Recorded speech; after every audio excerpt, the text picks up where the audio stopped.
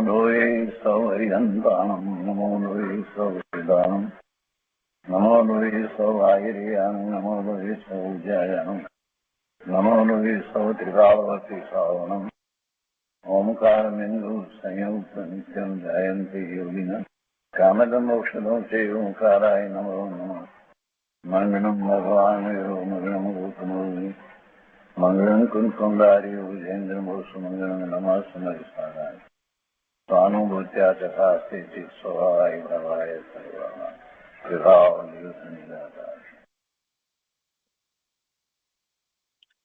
સ્વાનુભૂતિ દર્શન પ્રસમ મૂર્તિ પૂજ્ય બહેન શ્રી ચંપાબેનની સ્વાનુભૂતિ માર્ગ પ્રકાશક તત્વ ચર્ચા એટલે સ્વાનુભૂતિ દર્શન.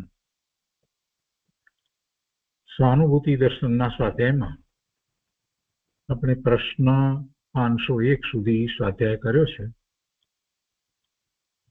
પાના નંબર 290. 501માં પ્રશ્નના સમાધાન પછીથી આગળ પ્રશ્ન છે, પોતાનું અસ્તિત્વ ગ્રહણ ન થાય,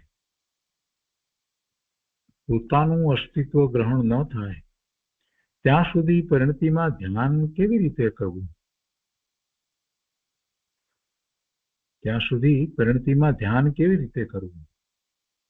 પૂજ્ય બેનશ્રીએ સમાધાન આપ્યું છે, પહેલા મને મારો સ્વભાવ કેમ ગ્રહણ થાય એવી ભાવના, એવા વિચારો કરે. જો પ્રશ્ન શું છે? પોતાનું અસ્તિત્વ ગ્રહણ ન થાય ત્યાં સુધી પરિણતિમાં ધ્યાન કેવી રીતે કરવું? તો એના સમાધાન રૂપે પૂજ્યબેન શ્રી કહે છે કે પહેલા મને મારો સ્વભાવ કેમ ગ્રહણ થાય એવી ભાવના, એવા વિચારો કરે. સ્વભાવને ગ્રહણ કરવો એટલે સ્વભાવ જે છે તે તો દ્રવ્ય અપેક્ષાએ અનંત ગુણ એનું ભવન એવો સ્વભાવ તો છે, પણ એને પ્રગટમાં એવો સ્વભાવ આવવો જોઈએ. પ્રગટ અપેક્ષાએ એટલે એવો સ્વભાવ, એવો પ્રગટ કેમ થાય? સ્વભાવ ગ્રહણ કરવાનો અર્થ એ છે અહીંયા. પહેલા મને મારો સ્વભાવ કેમ ગ્રહણ થાય એવી ભાવના, એવા વિચારો કરે.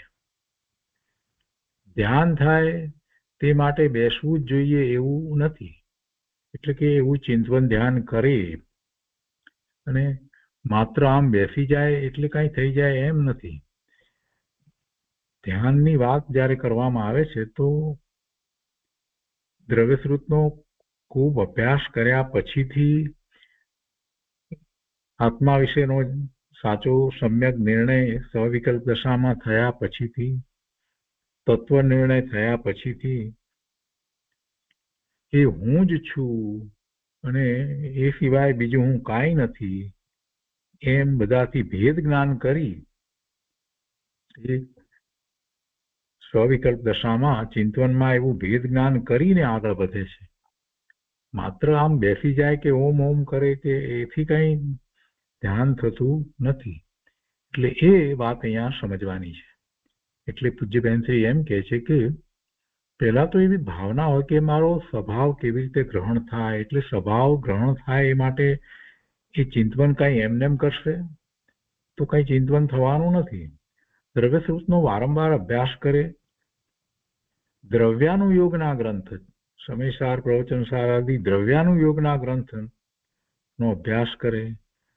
પૂજ્ય ગુરુદેવ એટલા માટે જ સમયસાર હંમેશા એક વખત વ્યાખ્યાનમાં લેતા. એટલે કે હંમેશા સમયસાર તો હોય, 2 પ્રવચન હોય, સવારનું ને બપોરનું, એમાં એક પ્રવચન તો સમયસાર ઉપર હોય જ. તો સમયસાર એટલે 19 વખત પૂરેપૂરું સભામાં વંચાયું. એ દ્રવ્યાનુયોગનો અભ્યાસ કરી અને જે આત્મા વિશેની વાત જે છે તેને આત્મસાત કરે, એનો સ્વીકાર કરે અને એ જ મારો સ્વભાવ છે એવો નિર્ણય કરે, પછી આગળ વાત બને છે. એટલે પહેલા એ વાત હોય અને એ સ્વભાવ ભાવે હું કેમ થાઉં, બસ એ સ્વભાવ એમ જ છે એવો નિર્ણય થયા પછીથી આગળ પુરુષાર્થ થાય છે. તો એવી ભાવના કરે, એવા વિચારો કરે અને પછી ધ્યાન થાય છે. ધ્યાન થાય તે માટે બેસવું જ જોઈએ એવું નથી. પરિણતિ પોતે જ ધ્યાન દશાને લાવે છે. એટલે પછી જ્યારે એમ જ રુચિ થઈ છે અને એમ જ આગળ વધી રહ્યો છે, સ્વ તરફનું લક્ષ્ય કરવાનો પ્રયત્ન કરી રહ્યો છે, એટલે આપોઆપ પછી બેસીને કે ખડગ આસનમાં સ્થિરતાપૂર્વક બીજા બધા વિકલ્પો શમી જાય અને સ્વનું લક્ષ્ય થાય, એમ નિર્વિકલ્પ ધ્યાનની દશા થાય છે. એટલે એમ એ પરિણતિ પોતે જ ધ્યાન દશાને લાવે છે. પરિણતિ પોતે ધ્યાન દશાને લાવે ત્યારે કઈ એમ નથી કે કાયાની ગમે તેમ અસ્થિરતા હોય, વાણી ગમે તેમ હોય, એમ કઈ થતું નથી. પણ એવો નિમિત્ત નૈમિત્તિક સંબંધ જ છે કે જ્યારે એ સ્વરૂપનું લક્ષ્ય કરે છે, નિર્ણયપૂર્વક સ્વરૂપનું લક્ષ્ય કરે છે કે આ જ સ્વરૂપ છે, આ જ સ્વરૂપ કરે છે, એટલે આપોઆપ શરીરની બધી ક્રિયાઓ વગેરે પણ શાંત પડી જાય છે, શરીર પણ સ્થિર થાય છે, એક આસન થઈ જાય છે. ખડગ આસન હોય, પદ્માસન હોય કે અર્ધ પદ્માસન હોય, એ બધું આપોઆપ પછી એમ જ થાય છે. એટલે માત્ર બેસવાથી ધ્યાન થતું નથી એમ અહીંયા કહેવાનો આશય છે. પરિણતિ પોતે જ ધ્યાન દશાને લાવે છે. બહારથી બેસવા ઉપર ધ્યાનનો કોઈ આધાર નથી. જો વિભાવ પરિણતિની અસંગતા અંતરમાંથી થાય તો આગળ જાય છે. વિભાવ પરિણતિ પરના લક્ષ્ય થતા ભાવ, શુભ અને અશુભ ભાવ, એ વિભાવ પરિણતિ છે. એ વિભાવ પરિણતિનો સંગ છૂટે એટલે અસંગ થાય. વિભાવ પરિણતિની અસંગતા એટલે એવી શુભાશુભ ભાવરૂપ પરિણતિ જે છે એના સંગ છૂટી જાય. એ મારું કાર્ય નથી, એ થઈ રહ્યું છે તો પણ એનો એ જ્ઞાતા થઈ જાય, એનો સંગ ન રહે. વિભાવ પરિણતિની અસંગતા અંતરમાંથી થાય તો આગળ જાય છે. વિભાવ પરિણતિ જે થઈ રહી છે, શુભાશુભ ભાવ રૂપે જે કંઈ થઈ રહ્યું છે એમાં જ રોકાઈ રહે, એમાં પોતાપણું કરે, એનો કરતા થાય, એમાં લાભ માને, તો પછી અંતર તરફ નહીં વળી શકે. એટલે આ મહત્વની વાત કરી છે કે જો વિભાવ પરિણતિની અસંગતા અંતરમાંથી થાય તો પછી એના સંબંધીના વિચારો પણ ના આવે, બહાર કોઈ પણ વાત હોય એ તરફ ઉદાસીનતા હોય અને ઉપયોગ સહેલાઈથી પર તરફથી વળી અને સ્વ તરફ જાય, એટલે એમ આગળ જાય છે. વિકલ્પની અસંગતા અને અંતરથી ભેદ જ્ઞાનની ઉગ્રતા થતા તેને અપ્રશસ્ત પરિચય કોઈ રૂચે નહીં. અપ્રશસ્ત, જે પ્રશસ્ત નથી, શુભ નથી, એવો અપ્રશસ્ત એટલે કે અશુભ કોઈ પણ પરિચય એને ગમે નહીં. એકાંતવાસ રૂચે અને દેવ શાસ્ત્ર ગુરુનું સાનિધ્ય હોય, પણ અપ્રશસ્ત પરિચય કોઈ રૂચે નહીં. અને એ બધા સાધન તો બાહ્ય સાધન છે, તો એવા બધા સાધનો હોય છે, પણ પરિણતિ સાથે એવી જાતના સાધનોનો પ્રતિબંધ હોતો નથી. એટલે એવા સાધનો હોય તો તેથી કાંઈ પ્રતિબંધ, પોતાની પરિણતિને કાંઈ એમાં પ્રતિબંધ આવે છે એમ નથી હોતું. પુરુષાર્થની મંદતા વાળો બહારના અશુભ નિમિત્તોથી છૂટવા માંગે તેને બહારના શુભ સાધનોનો વિકલ્પ શુભ ભાવમાં આવે. અશુભથી છૂટવા માટે એવા શુભ ભાવ વગેરે પણ હોય છે, પણ અંદર નિર્વિકલ્પ દશા થવામાં બહારના અમુક સાધનો હોવા જ જોઈએ એવું નથી. અશુભમાં છે તો અશુભથી બચવા માટે શુભ ભાવ વગેરે હોય છે, પણ છતાંય નિર્વિકલ્પ ધ્યાનમાં પોતાના આત્માની અનુભૂતિ કરવામાં એ શુભ ભાવ કામ આવતો નથી. કેમ કે શુભ ભાવ વખતે એનો ઉપયોગ જે છે, ઉપયોગની દિશા તો બહાર છે, પર તરફ છે.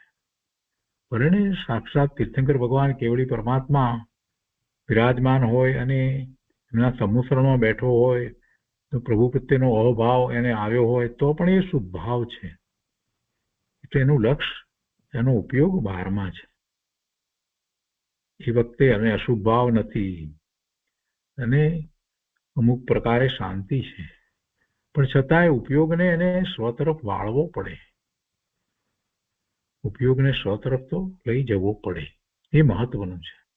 શુભભાવ ખરેખરું સાધન નથી, પણ નિમિત્ત નૈમિત્તિક સંબંધ એવો છે કે જીવોને જેને સહાનુભૂતિ થઈ છે એ બધા જીવોને પહેલા શુભભાવ વગેરે હોય છે એવો નિમિત્ત નૈમિત્તિક સંબંધ છે. કોઈ અશુભમાંથી કે એવી અશુભ લેશામાંથી સીધો સહાનુભૂતિ કરે છે એમ નથી હોતું. આત્મા તરફનું લક્ષ્ય, આત્માનું મહાત્મ્ય, એ બધું પહેલા એને હોય, એવા વિકલ્પ વગેરે હોય છે અને પછી એને નિર્વિકલ્પ દશા થાય છે. એટલે કે છે કે એવા નિમિત્તો હોય, કે છે એવા નિમિત્તો હોય તો એને કઈ પરિણતિ સાથે કઈ પ્રતિબંધ હોતો નથી. પરિણતિ તો પોતાની પરિણતિ જે કાર્ય કરે છે એ જ કરવાની છે. એટલે પુરુષાર્થની મંતાવાળો બહારના અશુભ નિમિત્તોથી છૂટવા માટે તેને બહારના શુભ સાધનોનો વિકલ્પ શુભભાવમાં આવે, પણ અંદર નિર્વિકલ્પ દશા થવામાં બહારના અમુક સાધનો હોવા જ જોઈએ એવું નથી. પણ છતાંય હોય છે તો શુભ ભાવ. શુભમાંથી એ શુદ્ધમાં જાય છે, અશુભમાંથી કોઈ શુદ્ધમાં જાય છે એમ નથી હોતું. અશુભથી છૂટવા શુભ ભાવ વચ્ચે આવે છે. શુદ્ધતાની ભૂમિકામાં પણ શુભ ભાવ આવે છે. શુદ્ધતાની ભૂમિકામાં પણ શુદ્ધ ભાવ આવે છે. એટલે અહીંયા નિર્વિકલ્પ દશાની વાત નથી. શુદ્ધતાની ભૂમિકામાં એટલે સમ્યક દર્શન થયા પછીથી એની ભૂમિકા કેવી છે? દર્શની સ્વરૂપ તરફ રહે છે એટલે શુદ્ધતાની ભૂમિકા છે. તો ત્યારે પણ શુભ ભાવ આવે છે એવો અર્થ એનો થાય છે. તો એ રીતે 502માં પ્રશ્નનું સમાધાન થયું.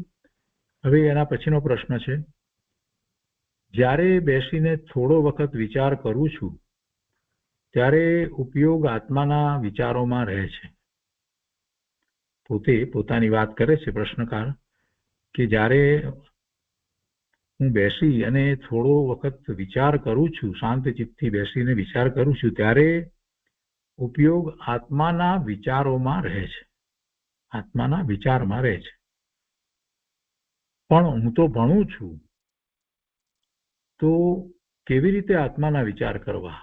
આ કોઈ વિદ્યાર્થીનો પ્રશ્ન છે. તો ભણું છું હજી તો પછી કેવી રીતે આત્માના વિચાર કરવા? કેમ કરવું મારે? પૂજ્યબેનશ્રીએ સમાધાન આપ્યું છે કે ભણવાના ટાઈમે ભણવાના વિચારો આવે, પણ અંદરમાં એને રુચિ આત્માની હોવી જોઈએ. ભલે અભ્યાસ કરે, બહારનો કંઈક કરતો વિદ્યાર્થી હોય તો કે છે કે એ બધા વિચારો આવે ભણવાના સમયે, પણ છતાંય રુચિ તો આત્માની હોવી જોઈએ. અંદરમાં એને રુચિ આત્માની હોવી જોઈએ. ખરું તો આત્માનું જ કરવાનું છે. ભણવું પડે એટલે ઉપયોગ ફર્યા કરે, પણ રુચિ તો આત્માની જ કરવાની છે. રુચિ તો એવી જ હોવી જોઈએ, પહેલેથી એ જ રુચિ હોવી જોઈએ. અને જેને એવી રુચિ છે એ ભણે છે, એ ભણે પણ છે, અને સાથે ને સાથે આ રુચિ છે એ જળવાઈ રહી છે. તો જ્યારે સમય મળે છે તો આ અભ્યાસ પણ કરે છે. એટલે આત્મા સંબંધીના જે દ્રવ્યાનુયોગના પુસ્તક વગેરે જે છે એનો પણ અભ્યાસ કરે, એવા પ્રવચન વગેરે પણ સાંભળે. આત્માની વાત એને ગમે, સ્વરૂપની વાતમાં એને રસ પડે. એટલે એમ રુચિ તો આત્માની જ કરવાની છે. આત્મા તો બધાથી છૂટો છે, જુદો છે. ભલે બહારના ભણતર કરે પણ એ બધાથી કઈ આત્મા પ્રાપ્ત થતો નથી, અનુભૂતિ થતી નથી. આત્મા એનાથી જુદો છે, ભિન્ન છે. ધાર્મિક વિચારો આવે ત્યારે ઉપયોગ તે બાજુ હોય, પાછો ઉપયોગ પલટી જાય અને ખાવાના પીવાના ભણવાના વિચારો આવે. પણ આ તો બધું બહારનું છે. ખાવા પીવાનું ભણવાનું આ બધી વાત તો બહારની છે. તે આત્માને લાભરૂપ નથી. એમ રુચિ આત્માની રાખવી કે એ બધું થાય છે, કરીએ છીએ, પણ છતાં એ આ જીવનનું કર્તવ્ય નથી, એ આત્માને લાભરૂપ નથી. અને રુચિ એ રીતે આત્મ પ્રાપ્તિની જ કરવી જોઈએ કે બસ પોતાનું સ્વરૂપ છે એની પ્રાપ્તિ મારે તો કરવી જ છે. એટલે રુચિ આત્માની રાખવી. ખરું તો આત્માનું જ કરવાનું છે. આગળ કહે છે કે હજી પોતાની એટલી તૈયારી નથી એટલે ઉપયોગ ફર્યા કરે છે. હજુ કાંઈ છૂટ્યું નથી અને રાગ પડ્યો છે ત્યાં સુધી વિચારો આવ્યા કરે, ઉપયોગ ફર્યા કરે, પણ અંદરથી એમ થાય કે આ બધું મારા આત્માનું સ્વરૂપ નથી. આ બધું જે ચાલી રહ્યું છે બહારમાં એ કંઈ મારું સ્વરૂપ નથી, આત્માનું સ્વરૂપ નથી. અને એમ બહારનો રસ ઓછો કરી શકે છે. કાર્ય તો જે થવાના છે તે થઈને જ રહેશે. શરીરની ક્રિયાઓ હોય કે બીજી ક્રિયાઓ હોય, જે કંઈ થવાની હોય એ બધું તો થયા કરશે, પણ છતાંય એ મારું કર્તવ્ય નથી, મારું કાર્ય નથી, મારું ધ્યેય નથી, એ પરમાર્થ નથી. એમ અંતરમાં ભાવના તો સતત ટકી રહેવી જોઈએ. કે છે કે ઉપયોગ ફર્યા કરે પણ અંદરથી એમ થાય કે આ બધું મારા આત્માનું સ્વરૂપ નથી. એમ બહારનો રસ ઓછો કરી શકે છે. જ્યારે ટાઈમ મળે, સમય મળે ત્યારે ઉપયોગ બદલીને શુભ ભાવના, વિચારો, વાંચન, દેવશાસ્ત્ર, ગુરુની મહિમા વગેરે કરે એટલે એની રુચિ એવી ને એવી જળવાઈ રહે, રુચિ વધતી જાય. આત્માનું ન થાય ત્યાં સુધી શ્રદ્ધા રાખે કે મનુષ્ય જીવનમાં આત્માનું જ કરવા જેવું છે, આત્માની અનુભૂતિ જ કરવા જેવી છે, એવું એ મનમાં રાખે, અંતરમાં રાખે શ્રદ્ધાનું, પણ એમ જ કરે કે હું પોતે ભગવાન આત્મા અનાદિ અનંત છું, ત્રિકાળ રહેવાવાળું વસ્તુ છું, સિદ્ધ સમાન શુદ્ધ છું. આ બધી વાત જે શાસ્ત્રના અભ્યાસ દ્વારા જાણી છે એની પૂરેપૂરી શ્રદ્ધા રહે. એ શ્રદ્ધામાંથી દગે નહીં. અને એવા શુદ્ધ સ્વરૂપને પ્રાપ્ત કરવું છે,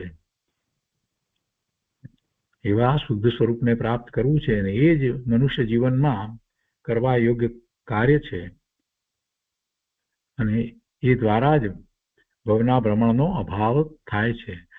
એટલે એવો વિચાર કરી અને ભલે વિદ્યાર્થી છે તો એ બીજું બધું કાર્ય કરે, પણ છતાં અંતરમાં ભાવના તો એવી જ રાખવી. એટલે કે છે કે આત્માનું ન થાય ત્યાં સુધી એ પ્રકારે શ્રદ્ધા રાખે કે મનુષ્ય જીવનમાં આત્માનું જ કરવા જેવું છે. ભવનો અભાવ કેમ થાય, ભેદ જ્ઞાન કેમ થાય, શરીર જુદું, આત્મા જુદો, વિકલ્પો આવે તે મારો સ્વભાવ નથી, એવી રુચિ રાખવી ને નક્કી કરવું કે કરવા જેવું આ જ છે. આ તો વિદ્યાર્થીને માટે વાત કરી, પણ બીજાને માટે પણ એમ જ છે. જે નોકરી ધંધા કાંઈ પણ કરે છે તો એને માટે પણ એમ જ છે. એ કરે છે તો એ બધું નોકરી ધંધા વગેરે છે એ થાય છે, એ બધું થાય છે, જોબ વગેરે થાય છે.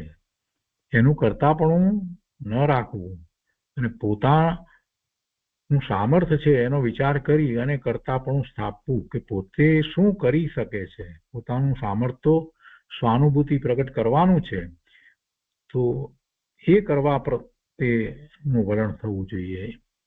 સ્વાનુભૂતિનો કરતા થાય, પોતાના આત્માની અનુભૂતિનો કરતા થાય. બાકી બીજા બધા કાર્યો જે છે એ તો થાય છે, એ રીતે કાર્યો કરવાના છે. જે થવા યોગ્ય છે તેવા જ કાર્યો થવાના છે, એ જ પરિણામ આવવાના છે, બધું નક્કી છે. અને મારે કરવાનું શું છે અને હું શું કરી શકું છું, હું તો મારા સ્વરૂપનું લક્ષ્ય કરી શકું છું, એવું મારું સામર્થ્ય છે. તો એમ એનો એ કરતા થાય. સ્વભાવ ભાવનો કરતા છું, કોઈ વિભાવ ભાવનો એ કરતા નથી, તો પરનો કરતા તો હું ક્યાંથી હોઉં. એટલે બધા કાર્યો થાય. જોબ કરતા હોય, નોકરી કરતા હોય, વેપાર વગેરે તો બધા થાય છે. એ કંઈ મારું કામ છે એમ નહીં, એવો ભાવ રાખવો જોઈએ. જેમ વિદ્યાર્થીને કહ્યું કે ભણે છે, કાર્ય છે, બધી વાત બરાબર છે, પણ છેવટે કરવા જેવું આ જ છે. અને એ બધું જે થઈ રહ્યું છે એ આત્માનું કાર્ય નથી એમ જે સમજાવ્યું, તો એ ઉપરથી બધાએ એ વાતને સમજવાની છે. નોકરી ધંધા વાળાએ પણ એ જ રીતે વાતને સમજવાની છે કે ભેદ જ્ઞાન કેમ થાય. ભવના ભ્રમણનો થાક લાગ્યો છે, હવે ભવના ભ્રમણ કરવા નથી, ભવનો અભાવ કરવો છે, કેમ થાય. શરીર જુદું, આત્મા જુદો, વિકલ્પો આવે તો તે પણ મારો સ્વભાવ નથી, એવી રુચિ રાખવી અને નક્કી કરવું કે કરવા જેવું આ જ છે, બાકી તો એ જાતનો રાગ છે એટલે ઉપયોગ ફર્યા કરે. જ્યાં સુધી એવો રાગ છે ત્યાં સુધી ઉપયોગ ફર્યા કરે છે, એ તરફ જાય છે, બહારમાં ઉપયોગ ફરે છે. તો એ 503 પ્રશ્નનું સમાધાન થયું. 503માં પ્રશ્નના સમાધાન પછીથી પ્રશ્ન છે, અમારી રુચિ આત્મા તરફ વધી જાય તો ભણવાની રુચિ ઓછી થઈ જાય ને નાપાસ થઈએ તો અમારે શું કરવું. એ પેલા વિદ્યાર્થીએ જ ફરીથી પ્રશ્ન આગળ લંબાવ્યો કે આ બધું કહ્યું અને અમારી રુચિ આત્મા તરફ વધી જાય અને ભણવાની રુચિ ઓછી થઈ જાય. ભણવાની રુચિ ઓછી થઈ જાય તો પછી નાપાસ થઈએ તો અમારે શું કરવું. અને એ જ રીતે કોઈ બીજી વ્યક્તિ પણ એમ કહી શકે કે પછી કામ ધંધાની રુચિ ઓછી કરી નાખીએ અને પછી કમાઈએ નહીં તો પછી ગુજરાન કેવી રીતે ચાલે, કુટુંબનું શું કરવું. એવી જ રીતે એવો પણ પ્રશ્ન થાય. એ જ રીતે કોઈને એવો પણ પ્રશ્ન થાય કે આ રુચિ વધારી દઈએ અને બધું પછી બીજું બધું ન થાય તો એનું સમાધાન આપ્યું છે કે જે બેનશ્રી કહે છે કે ધર્મમાં આત્મામાં પાસ છે તે ખરો પાસ છે. તું નાપાસની વાત કરે છે ને ભાઈ, તો નાપાસ ને પાસ તો ખરેખરો પાસ તો એ છે કે જે ધર્મમાં આત્મામાં પાસ છે તે ખરો પાસ છે. ભણવામાં નાપાસ થાય ને પોતાને ખેદ થતો હોય તો એમાં જોડાય, પણ તેમાં પાસ થવું તે પુણ્ય પ્રમાણે છે. એમ નથી કે એમાં જોડાય એટલે પાસ થાય છે. બહુ સરસ વાત મૂકી છે અહીંયા. પોતાને એમ ખેદ થતો હોય કે ના ભાઈ ભણ્યા વગર નહીં ચાલે એટલે હમણાં ધર્મ ધ્યાનને એક બાજુ પર મૂકી દો, ધર્મની રુચિ નહીં, આત્માની રુચિ નહીં, ભણવાનું કાર્ય હમણાં તો કરો, નહીં તો નપાસ થવાય, એમ ખેદ થતો હોય અને એમાં એ જોડાય ભણવામાં, તો બેનશ્રી કહે છે કે પણ તું એમ ન માનતો કે એટલે તું પાસ થવાનો છે, એમ ન માનતો. એમાં પાસ થવું તે પુણ્ય પ્રમાણે છે. બહુ ધ્યાન રાખીને ભણે તો પાસ જ થાય, અથવા તો બહુ સારા માર્ક્સ સાથે પાસ થાય, અને ઓછું ધ્યાન રાખીને ભણે તો નાપાસ થાય કે ઓછા માર્ક આવે. આ બધું આપણે વ્યવહારથી કહીએ છીએ ને, પણ વસ્તુ સ્વરૂપ કેવું છે. વસ્તુ સ્વરૂપ તો એવું છે કે એના પુણ્યનો એવો ઉદય છે તો એ પાસ થાય, સારી રીતે પાસ થાય, માનથી, પ્રતિષ્ઠાથી, એ કોઈ ઊંચી ડિગ્રી મેળવે વગેરે ઘણું બધું થાય. પણ એ બધું પુણ્યને કારણે છે. બહુ ધ્યાન રાખીને ભણે તો પાસ જ થાય અને ઓછું ધ્યાન રાખીને ભણે તો નાપાસ થાય એવું નથી. પુણ્ય સરખા ન હોય અને બહુ ધ્યાન રાખીને ભણે તો પણ નાપાસ થાય છે, તથા પુણ્ય હોય ને ઓછું ધ્યાન આપે ભણવામાં તો પણ પાસ થઈ જાય છે. એ તો બધું જે પૂર્વે જેવા બંધ પડ્યા છે, પુણ્યના બંધ પડ્યા છે, એના ઉદય રૂપે આ બધું બહારનું જીવન જે છે એ એના ઉદય રૂપે છે. પણ વર્તમાનમાં એ ઉદયોની સાથે કેવી રીતે જોડાવવું એ એને શીખવાનું છે. હોશિયાર છે, પાસ થાય છે, પહેલા નંબરે પાસ થાય છે તો મારી મહેનતથી પાસ થયો, આ બધી વાત જે છે એ બધી વાત વ્યવહારથી કહેવાય.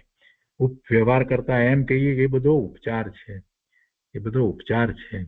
એને એવું યશ નામ કર્મ બાંધ્યું હોય તો એ જ્યાં જાય ત્યાં એને બધા જ માન આપે, એની પ્રતિષ્ઠા વધે, એનો યશ વધે. અને જે બહારની બધી વિદ્યાઓ જે છે એમાં ભણવાનો પ્રયત્ન કરે તો એ બધામાં એ પારંગત થઈ શકે, કેમ કે એવા એના પુણ્યના ઉદયો હોય તો થાય. પણ એથી કઈ આત્માને લાભ થઈ જાય છે એવી વાત નથી.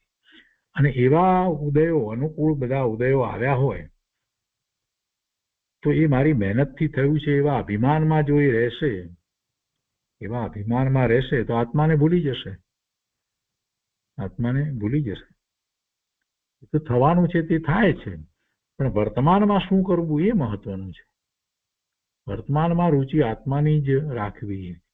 બહારનું બધું થયા કરે છે. એટલા માટે ગુરુદેવે આ વાત ખૂબ સમજાવી છે કે બીજું બધું જે છે એ તો બધું થાય છે, અને પોતે કરે શું, પોતે કરી શકે છે તો માત્ર પોતાના સ્વભાવ ભાવે થઈ શકે છે, એ કરી શકે છે. બાકી બીજા બહારના કાર્યો એ કરી શકતો નથી. એ તો પુણ્યના ઉદયો પ્રમાણે થાય છે કે પાપના ઉદયો પ્રમાણે બધું જે થાય છે, એવા પ્રસંગો અનુકૂળ ને પ્રતિકૂળ એને મળે છે. એ બધા પુણ્ય પાપના ઉદય પ્રમાણે હોય છે.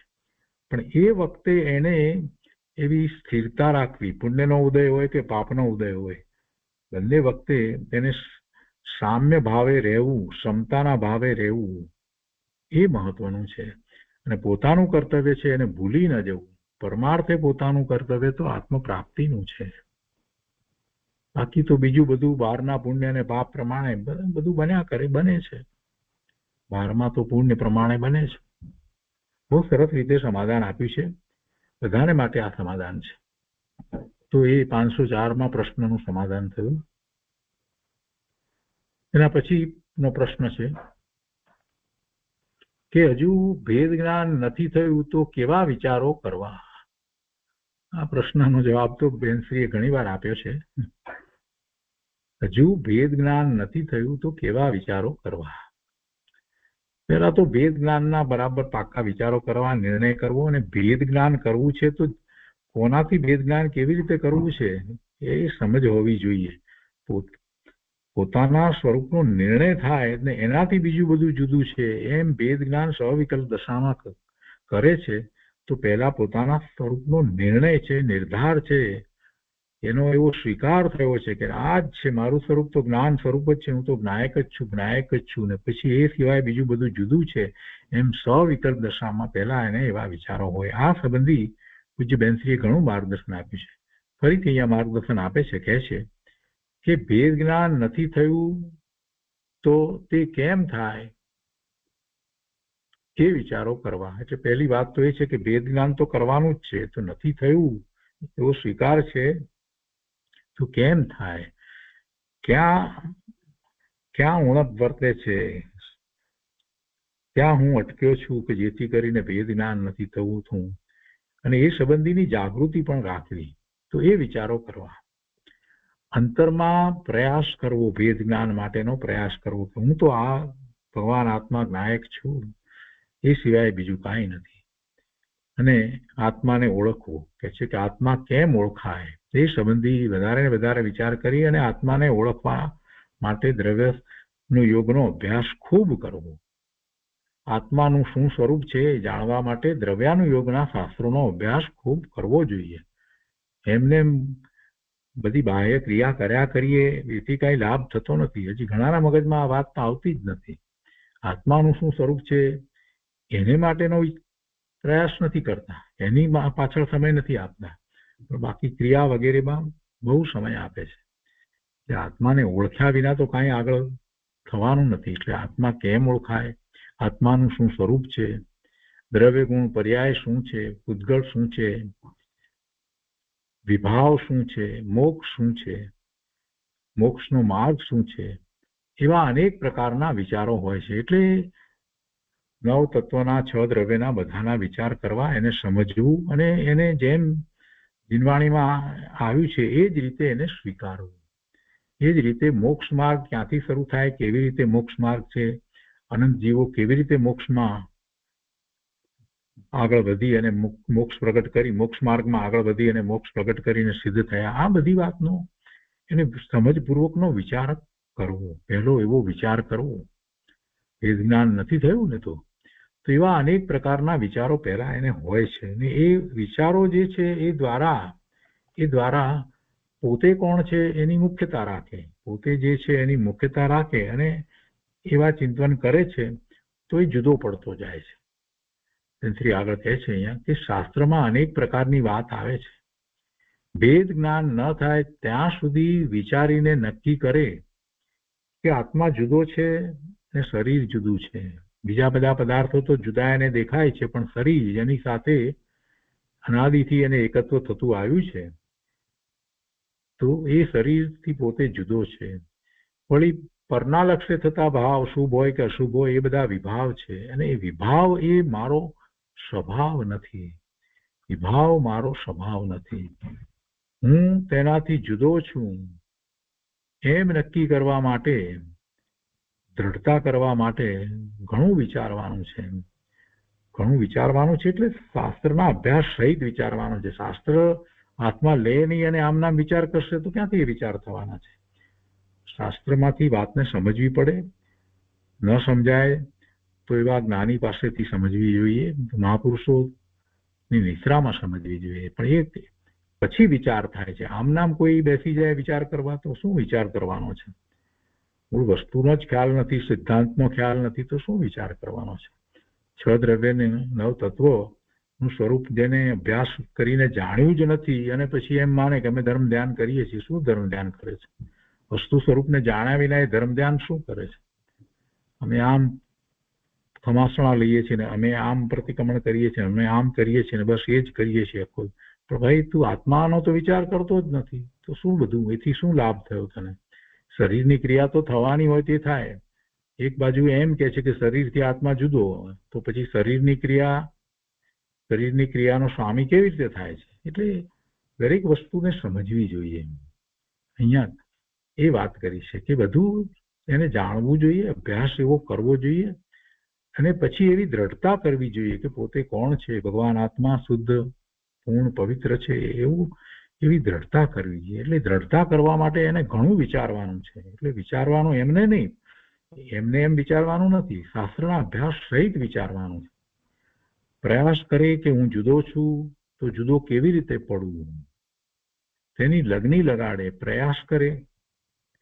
જેમ માખણ જુદું ન પડે ત્યાં સુધી દહીંને વલોવ્યા કરે, તેમ પોતે વાંચન વિચાર વારંવાર કર્યા જ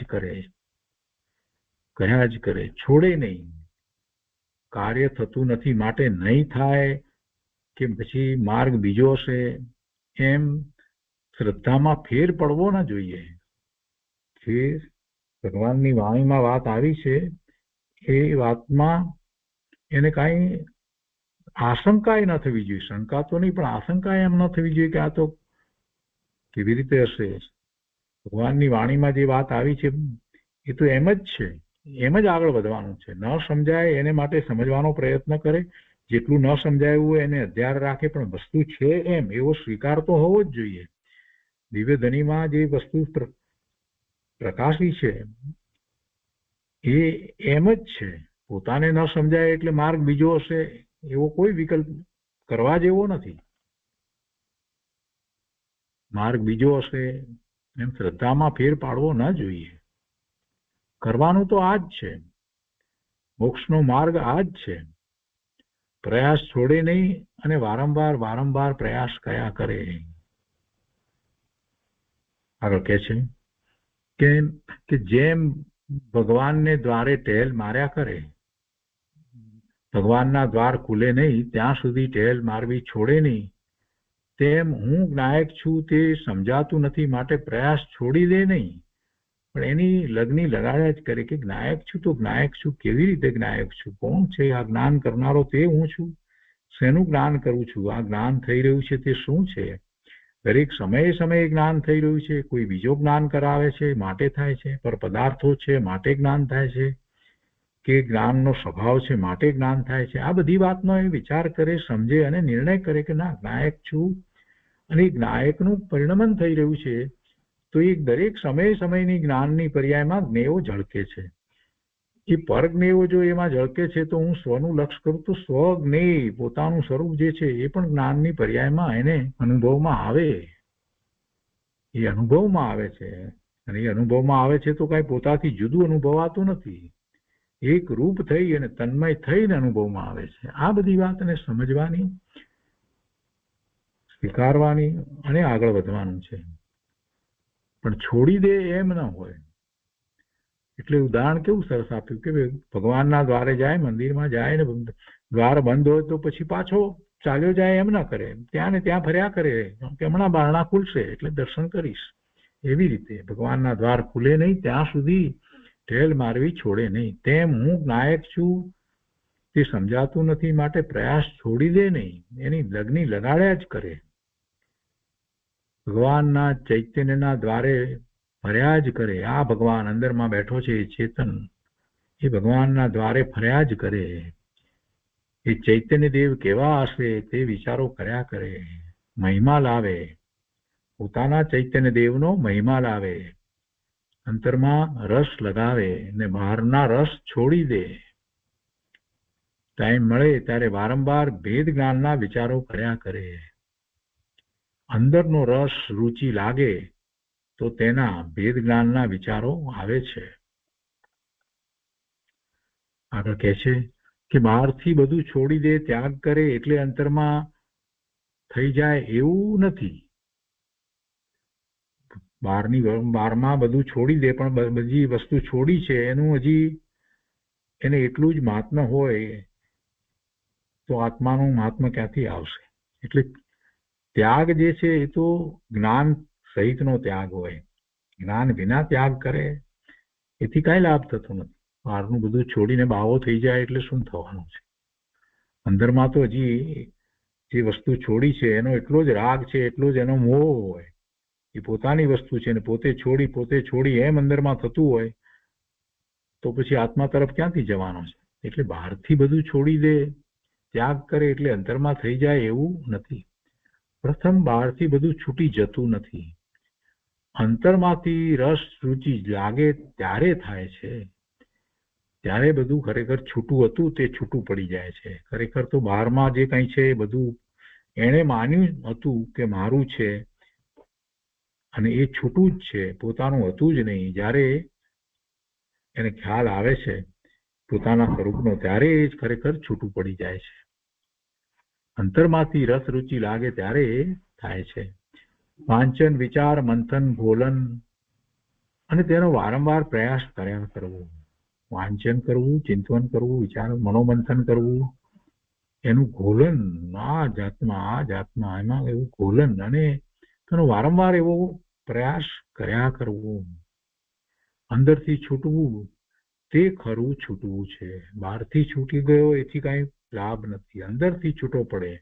અંદરથી છૂટો પડે એટલે રાગ દ્વેષથી છૂટો પડી જાય છે. સમ્યક દર્શન થાય, ભેદ જ્ઞાન થાય, સ્વાનુભૂતિ થાય અને અંતરની દશા વધે ત્યારે અંતરમાંથી બહારનો રસ ઓછો થઈ જાય છે.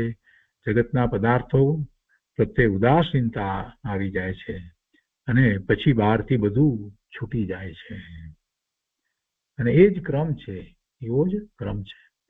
તો એ 505મા પ્રશ્નનું સમાધાન થયું. વિસ્તૃત સમાધાન આપ્યું બેનશ્રીએ. એ પછીનો પ્રશ્ન છે, તત્વ સંબંધી અનેક વિચારોથી આત્મા ઓળખાય. તત્વ સંબંધી અનેક વિચારોથી આત્મા ઓળખાય. જો ધ્યેય આત્માને ઓળખવાનું હોવું જોઈએ, પછી વિચાર કરે તો ઓળખાય, પછી એ તરફના એવા વિચાર કરે તો ઓળખાય. પણ ધ્યેય હોવું જોઈએ. એમને આત્મા તત્વ સંબંધીના વિચારોથી આત્મા ઓળખાય એમ નથી હોતું. એટલે પૂજ્ય બેનશ્રીએ એ જ રીતે સમાધાન આપ્યું છે કે ધ્યેય તો એક જ્ઞાયકનું જ હોવું જોઈએ. ધ્યેય તો એક જ્ઞાયકનું જ હોવું જોઈએ. જ્ઞાયક કેમ ઓળખાય તે સમજવા માટે વિચારો આવે છે. વિચારો કરવા છે એમ નહીં, શાસ્ત્રનો અભ્યાસ કરવો છે એમ નહીં, પણ સ્વરૂપની પ્રાપ્તિ કરવી છે માટે એની પ્રાપ્તિ માટે શાસ્ત્ર અભ્યાસ છે. એવી રીતે જ્ઞાયક કેમ ઓળખાય એ માટેના વિચારો છે. દ્રવ્ય, ગુણ, પર્યાય શું છે એવું અનેક જાતનું વિચારવાનું અંદર આવે, પરંતુ તેમાં જ્ઞાયક મુખ્ય હોવો જોઈએ. બાકી દ્રવ્ય, ગુણ, પર્યાય ને બધી લાંબી વાતો અને એના બધા ભેદ પાડીને વસ્તુને સમજવી ને પેટાભેદ ને બધું ઘણું બધું કર્યા જ કરે, ખૂબ જ બધું. પણ જ્ઞાયકની મુખ્યતા ના હોય તો શું લાભ થવાનો છે? બધું માહિતી જ્ઞાન તરીકે રહી જવાનું છે. એટલે જ્ઞાયકની મુખ્યતા હોવી જોઈએ. આ બધું શેને માટે કરી રહ્યો છે એમાં એને પોતાના જ્ઞાન સ્વરૂપ ભગવાન આત્માની અનુભૂતિ કરવી છે. એટલે એમાં જ્ઞાયક મુખ્ય હોવો જોઈએ. આત્માનું સ્વરૂપ કેવું છે, આત્મા કેમ ઓળખાય, આત્મા જુદો કેમ પડે, ભેદ જ્ઞાન કેમ થાય, આત્માની પ્રતીતિ કેમ થાય, તે વિચારોમાં જે એક આત્માનું હોવું જોઈએ, એ એક આત્માનું જ હોવું જોઈએ. આત્માર્થે બધું હોવું જોઈએ. સ્વરૂપની પ્રાપ્તિના અર્થે બધા વિચાર હોવા જોઈએ. માત્ર જાણવા ખાતર જાણી લેવું એમ નહીં. જાણીએ એ તો માહિતી જ્ઞાન થયું, એથી શું લાભ? આત્માને લાભ થાય એવા વિચારો હોય. હું લાયક છું, પરદ્રવ્ય રૂપ નથી વગેરે તે નક્કી કરવાના. તેમજ દ્રવ્યાનુયોગ, ચરણાનુયોગ, કર્ણાનુયોગ અને ધર્મકથાના જ્ઞાનને લગતા એવા બધી જાતના વિચારો આવે. ચારે અનુયોગના વિચારો જે છે એ શેને માટે છે? એ પોતાના સ્વરૂપની પ્રાપ્તિને માટે છે. ચારે અનુયોગનું તાત્પર્ય શું છે? વિતરાગતા છે. વિતરાગતા પ્રગટ કરવા માટે તો છે. એટલે ધ્યેય તો એ જ હોવું જોઈએ, તો એ વિચારો એને ઉપયોગી થાય. પણ નક્કી એક આત્માને કરવાનો છે, બીજા બધા વિચારો આવે તે છતાં પણ એમાંથી એક આત્માને નક્કી કરવાનો છે, એની લગ્ની, એની રુચિ કરવાની છે. બધું જાણ્યું પણ એક આત્માને ન જાણ્યો તો બધું જાણ્યું શું કામનું? કેટલાય શાસ્ત્રોનો અભ્યાસ કર્યો પણ આત્માને ન જાણે તો બધું જાણ્યું શું કામનું? બધું જાણવાની સાથે આત્મા મુખ્ય હોય તો તે પ્રયોજનભૂત છે, સારભૂત છે. બહુ સરસ રીતે વાત મૂકી. તો એ રીતે 506માં પ્રશ્નનું સમાધાન થયું અને આજનો સ્વાધ્યાય આપણે અહીંયા સુધી રાખીએ છીએ. 506 સુધી સ્વાધ્યાય રાખીએ છીએ.